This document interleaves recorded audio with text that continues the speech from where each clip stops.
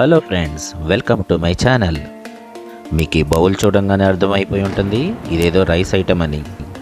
Restaurant స్టైల్కి ఏమాత్రం తీసిపోని ఎంతో రుచిగా ఉండే టొమాటో రైస్ మన ఇంట్లో తయారు చేసుకోవటం ఈజీయేనా?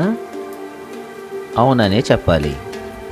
మరి ఇంకెందుకు ఆలస్యం, ఎంతో రుచిగా ఉండే ఈ టొమాటో రైస్ని మన స్టైల్లో తయారు చేసేద్దాం. ఇక లంచ్ బాక్స్కి కూడా ఇది బెస్ట్ రెసిపీ.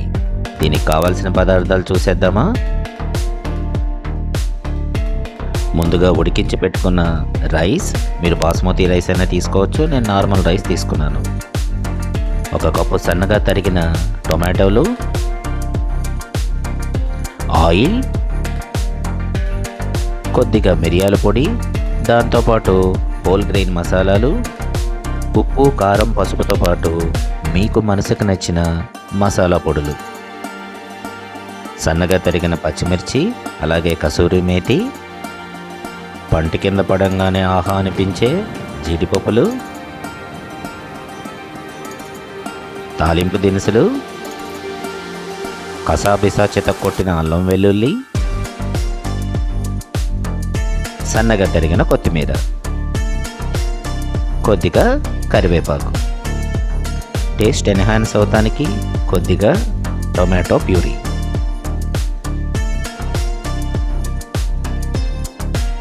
మరి ఆలస్యం చేయకుండా తయారీ విధానాన్ని చూసేద్దాం. కడాయి వేడెక్కిన తర్వాత కొద్దిగా ఆయిల్ యాడ్ చేయండి. హోల్ గ్రెయిన్ మసాలాలు, కొద్దిగా అరోమాటిక్ స్మెల్ రాగానే తాలింపు దినుసులు యాడ్ చేయండి.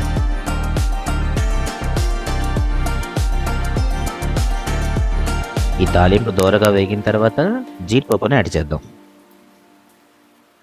తర్వాత అల్లం వెల్లుల్లి తురుము,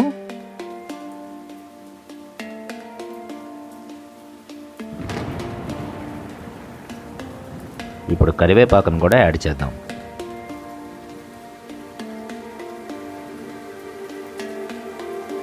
ఈ చిటపటలాడుతున్న కరివేపాకు కొద్దిగా వేగిన తర్వాత మసాలా పొడులు యాడ్ చేసేయండి.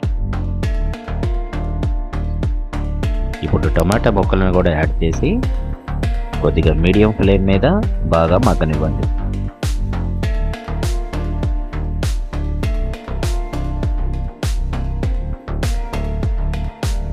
ఇప్పుడు సన్నని సెగ మీద కొద్దిగా మూత పెట్టి ఇంకాసేపు మగ్గనిద్ది. ఈ స్టేజ్లో ముందుగా తరిగి పెట్టుకున్న పచ్చిమిర్చిని యాడ్ చేద్దాం.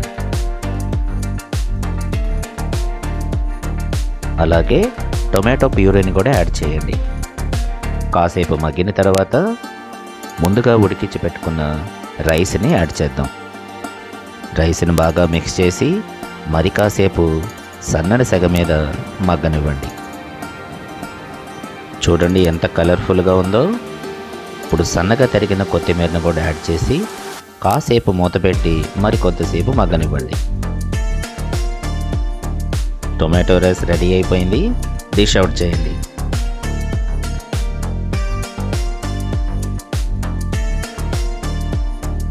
రెస్టారెంట్ స్టైల్కి ఏమాత్రం తీసిపోని, రుచిలో కూడా కాంప్రమైజ్ అవ్వని ఎంతో అట్రాక్టివ్గా ఉండే టొమాటో రైస్ రెడీ. ఎంతో ఈజీగా తయారు చేయగలిగే ఈ రెసిపీ లంచ్ బాక్స్లోకి సూపర్. మీరు కూడా ఒకసారి ట్రై చేయండి. ఈ వీడియో మీకు నచ్చితే ఒకసారి లైక్ చేయండి. మరిన్ని ప్రయోగాలకు సబ్స్క్రైబ్ చేయటం మర్చిపోకండి. మరొక రెసిపీతో మళ్ళీ కలుద్దాం.